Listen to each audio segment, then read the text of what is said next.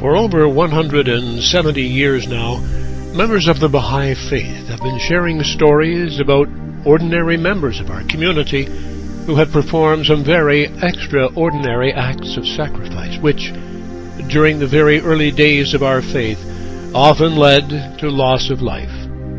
The stories we share, because they were written down at the time, are probably less than 10% of the number of heroic events that went without being recorded. With this in mind, I would like to introduce you to what I lovingly refer to as stories from the realm of Baha'i fiction.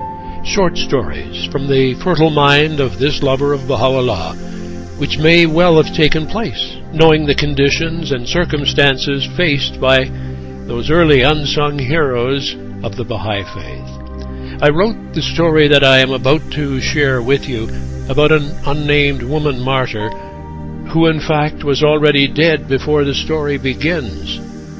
I call this story Ready, Aim, Fire, and it mixes actual recorded events with events that came from my imagination.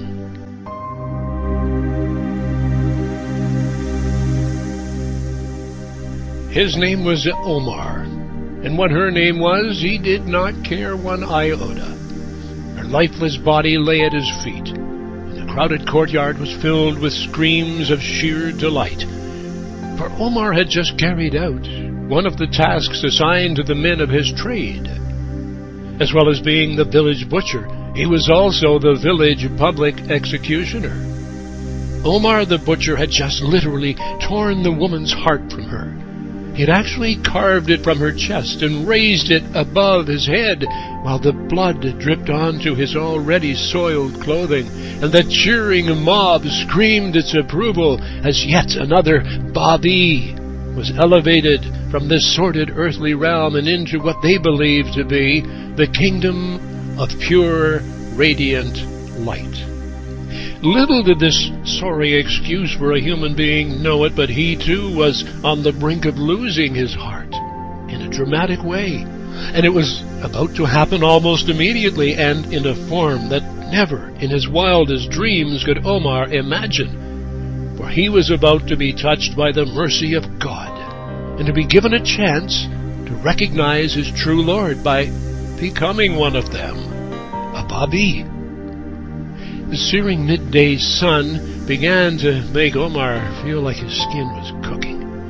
He stood beside the remains of the now departed sweet soul, whose only crime was a trumped-up one that declared her an enemy of the faith of God because she dared to believe that the heretic from Shiraz was who he said he was.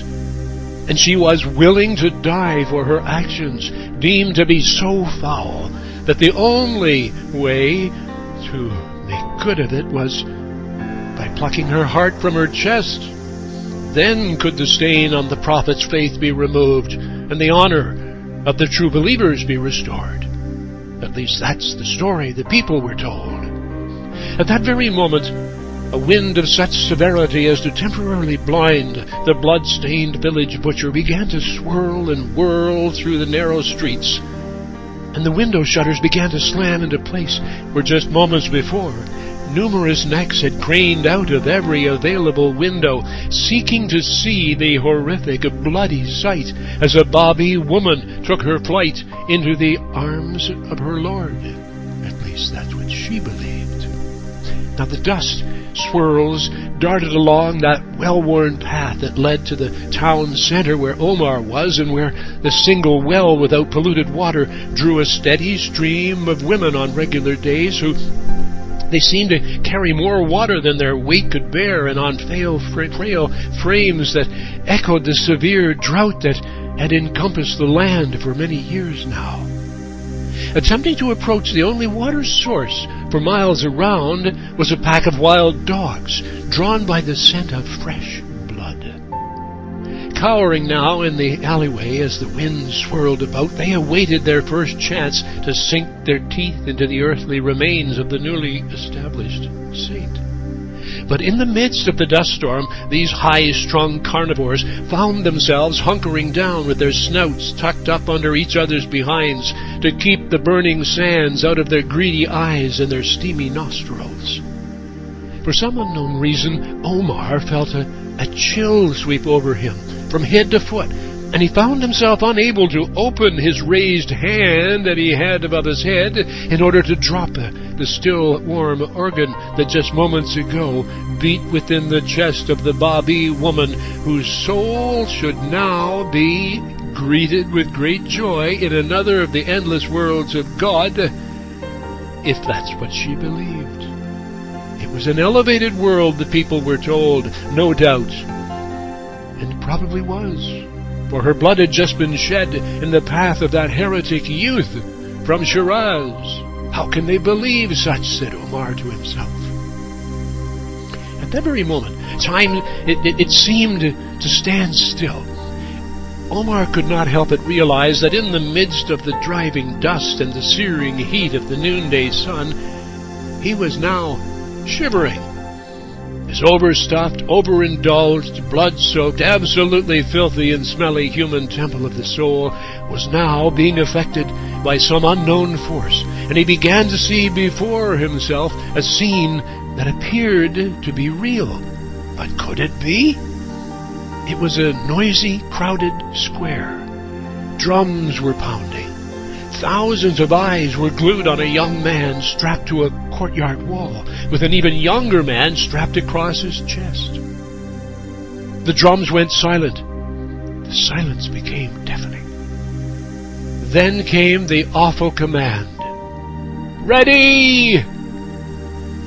So real was the scene in which Omar now found himself that he surely could have reached out and touched any one of the 750 soldiers being commanded by the colonel of a regiment who short moments before had volunteered to carry out a firing squad public execution.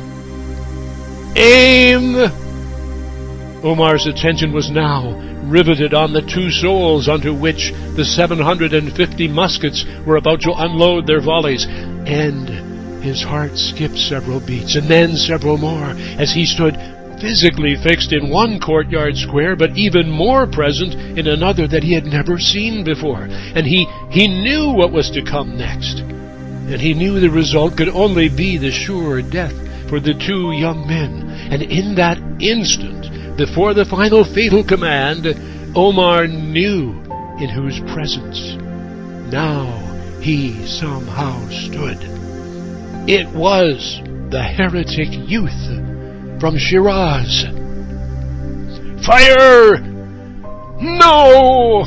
Omar heard himself scream out as an ear-shattering reverberation echoed back and forth across the courtyard square that now was filled with the smoky evidence of the discharge of 750 muskets. Then, as the smoke slowly began to lift, Omar could scarcely believe his eyes, for the heretic from Shiraz was now standing before him with his hand outstretched. Omar wanted to fade away, but something held him in his place in that strange courtyard. In fact, nothing else was moving except the young recipient of the 750 volleys, who should have been torn to pieces, but instead he was now standing directly in front of Omar the butcher, Omar the murderer. Only then did Omar realize that the youth from Shiraz wanted the still warm heart of the Baha'i woman that Omar had just moments ago carved out of her chest. At that very instant, he died 1,000 horrendous, unthinkable deaths. To the very core of his being, and in the midmost center of his heart, Omar now knew only too well that this youth from Shiraz was the so-called promised one spoken of by the Baha'i woman that he had just murdered. And she had professed that this youth was her lord, and in fact the vice-regent of God himself. Then, in less than a single beating of his now racing heart, the scene reverted to real time in the actual courtyard square, where Omar stood with his bloody hands still thrust high above his head. Omar's mind was racing. Had he really seen what he thought he had just seen? Slowly, Omar tried once again to lower his hand as his eyes surveyed the corpse at his feet. Somehow, at that very second, Omar knew that he would never again be the same person as the wretch he was but a few moments ago when he, as the village butcher, butchered a Baha'i woman. Tears began to flow as Omar tried to comprehend both scenes. He knew that the vision of the execution of the youth from Shiraz was true and real, just as he knew that his own bloody and murderous, dastardly deed was a reality. Then, after what seemed like an eternity, Omar found that he was finally able to move his hand from its position perched high above his head. And when his eyes beheld his bloody hand, he found that the heart he had lifted over his head with such joy just moments ago was gone. Now, Omar's jumbled thoughts recalled the request of the youth from Shiraz to give him the bloody heart. And Omar found himself screaming, "She was right! The Baha'i woman was right!" And as the sweat rolled down his sun-drenched, filthy face, the village butcher cried out to God, "Stop my heart, O my Creator, and let me atone for my actions. For if the youth from Shiraz is your messenger, make of me an example for these people, and stop my heart." And the very instant those words of despair left Omar's lips, his heart stopped beating, and he dropped dead on top of the heartless body of his Baha'i sister. I think it only fitting to close with this very beautiful, brief prayer from the Bab. Praise be unto Thee, O Lord. Forgive us our sins. Have mercy upon us, and enable us to return unto Thee. Suffer us not to rely on aught else besides Thee, and vouchsafe unto us through Thy bounty that which Thou lovest and desirest and well beseemeth Thee. Exalt the station of them that have truly believed, and forgive them with Thy gracious forgiveness. Verily, Thou art the help in peril, the self-subsisting.